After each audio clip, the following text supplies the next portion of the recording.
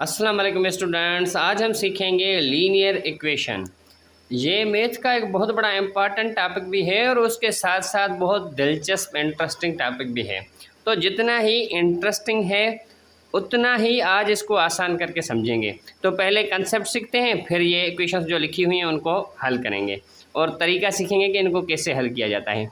पहले देखते हैं लीनियर इक्वेशन किसको कहा जाता है। तो लीनियर इक्वेशन उसको कहा जाता है an equation having only one power is called linear equation. ऐसी इक्वेशन जिसके ऊपर पावर सिर्फ वन हो तो उसको कहा जाता है लीनियर इक्वेशन। अभी आप कहेंगे कि यहाँ पे पावर वन तो है नहीं। ओ भाई, वन पावर होता नहीं है, वो समझा जाता है। जिसके ऊपर कोई पावर नहीं होता उसके ऊपर पावर वन होता है हमेशा। तो ऐसी इक्वेशन जिसके ऊपर पावर वन हो या जिसका पावर वन हो तो उसको लीनियर इक्वेशन कहा जाता है। और उसका स्टैंडर्ड फॉर्म जो होता है वो ये होता है A X plus B is equal C, यानी उसको ऐसे लिखा जाता है आम तरीके से। ये जो है अभी ये इक्वेशन लिखी हुई है, इसको सॉल्व करेंगे और यहाँ पे x का वैल्यू फाइंड करना होता है। ये x यहाँ पे क्या होती है, ये एक अननोन होता है, इसको फाइंड करना होता है। तो देखें अभी ये 3 यहाँ पे प्लस के हैं, उधर माइनस के हो जाएंगे।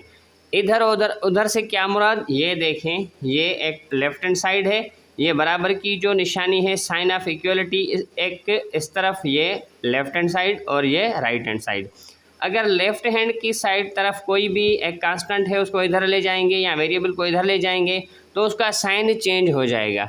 अगर यहाँ पे प्लस का है तो वहाँ पे माइनस का हो जाएगा, अगर यहाँ पे माइनस का है तो वहाँ पे प्लस का हो जाएगा, अगर यहाँ पे डिवाइड कर रहा है तो वहाँ पे जाके मल्टीप्लाई करेगा और यहाँ पे मल्टीप्लाई कर रहा है तो वहाँ पे जाके डिवाइड करेगा। तो देखते हैं कैसे। ऐसे तो समझ नहीं आएगी देखने के बगैर, तो देखें कैसे। अभी देखें ये प्लस का है, इसके आगे कोई साइन नहीं है तो प्लस का साइन है।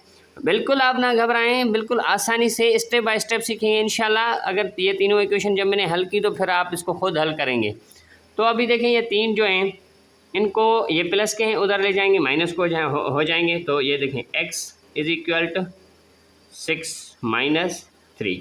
अभी और कुछ नहीं किया, ये जो x है ये यहाँ पे ही पड़ा हुआ है, सिर्फ ये तीन जो है इसको इधर ले गए हैं। यहाँ पे प्लस के थे, इधर माइनस के हो गए। अभी 6 में से 3 गए तो कितने बचे, 3, यानी x is equal to 3। x का वैल्यू फाइंड हो गया। इतना आसान है।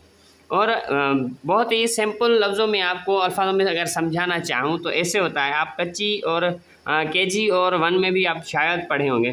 तो देखें अभी मैं यहाँ पे एक बॉक्स बनाता हूँ, x नहीं बॉक्स बनाता हूँ मैं, इज इक्वल टू 6। तो अभी देखें तो ये जो देखें 3 प्लस, अभी 3 में कौन सा डिजिट जो है वो हम ऐड करेंगे कि वो 6 हो जाएं। तो क्या करेंगे आप, क्या क्या लिखेंगे यहाँ पे 3, तो 3 और 3 6। तो यहाँ पे भी x का वैल्यू 3 अगर आएगा, ऐसा ही ये जो x का वैल्यू है वैसे ही फाइंड करना है। तो अभी देखें ये जो इक्वेशन है, अभी मैंने आपको बताया कि इनकी साइन जो है वो अल्टरनेट हो जाती है। तो ये देखिए यहाँ पे मल्टीप्लाई कर रहा है। अभी ये मल्टीप्लाई कैसे कर रहा है, आपको कैसे पता चला कि मुझे कैसे पता चला कि मल्टीप्लाई कर रहा है। ये देखें अगर 3y होता है तो ऐसे समझा जाता है कि 3 जो है वो y से मल्टीप्लाइड है। और अगर हम 4b लिखें तो ये भी अंडरस्टूड है कि ये जो 4 है वो b के साथ मल्टीप्लाइड है।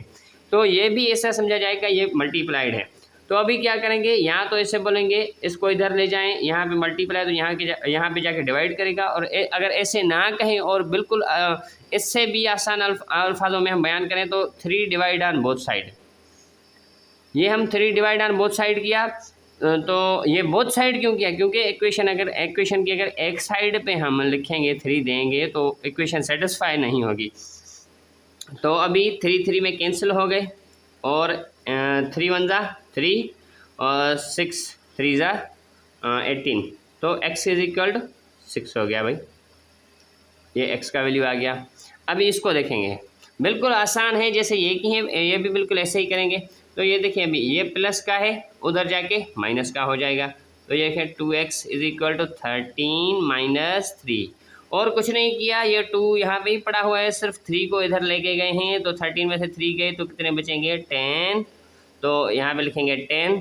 अभी ये देखें ये यहाँ पे मल्टीप्लाई कर रहा है 2, तो यहाँ पे जाके डिवाइड करें। ये हम डिवाइड यहाँ पे भी 3 डिवाइड किया। ये क्यों किया, ये इसलिए किया कि हमें x को अकेला करना होता है, क्योंकि हमें वैल्यू सिर्फ x का चाहिए होता है। ठीक है, तो अभी 2 और यहाँ पे भी 2, यानी 2 डिवाइड ऑन बोथ साइड। तो अभी 2 बोथ साइड डिवाइड हो गया, तो ये 2 से कैंसिल हो गया, और यहाँ पे 2 का टेबल एक दफ़ा, यहाँ पे 5 दफ़ा, तो x = 5 आ गया। अब इनको जो इक्वेशंस मैंने आपको बताई हैं और पढ़ाई हैं, इनको हम वेरीफाई भी कर सकते हैं। कैसे वेरीफाई कर सकते हैं, मतलब ऐसे कि जो हमारा आंसर आया है वो गलत है या सही है। तो कैसे करेंगे, ये जो x का वैल्यू निकला है, हमने जो निकाला है उसको पुट करना है इक्वेशन में, जिस इक्वेशन से निकाला है। तो ये देखें, अगर ये इक्वेशन हम उठाएं अभी कि 3 + x = 6, तो हमने यहाँ पे x का वैल्यू कितना निकाला है 3, तो हम x की जगह 3 रखेंगे। 3 + x की जगह क्या रखना है 3 = 6। ये इक्वेशन सेम रखी है, बाकी सिर्फ x की जगह 3 रखा है। तो 3 और 3 6 = 6। अभी दोनों साइड्स बराबर हो गई। तो इसको ऐसे करते हैं वेरीफाइन को। ये देखें, इस जो ये इक्वेशन है इसको हम वेरीफाई अभी करते हैं। अभी देखें वेरीफिकेशन कैसे करेंगे।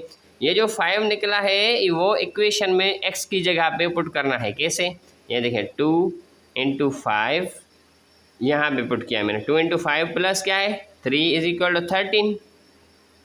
तो अभी 2 को 5 से ज़रब किया तो ये क्या हो गया 10 + 3 = 13। अभी 10 और 3 कितना हुआ 13 = 13। Both sides are equal. तो ऐसे वेरिफिकेशन भी करते हैं कि हमारा आंसर सही है कि गलत है। तो ये है हमारी लीनियर इक्वेशन। और इंशाल्लाह इसके और भी फॉर्म हैं जिसके ये तो सादी शक्ल में दी गई है इक्वेशन, जो मैंने लिखी थी वो बिल्कुल सादी और बेसिक शक्ल में थी। अभी इनके बहुत सारे टाइप्स हैं, मुख्तलिफ जो है वो स्टैंडर्ड फार्म में नहीं होती, मुख्तलिफ फार्म्स में, जैसे फ्रिक्शनल फार्म हो गया, तो ऐसे होती हैं। तो वो भी सीखेंगे इंशाल्लाह नेक्स्ट लेक्चर में।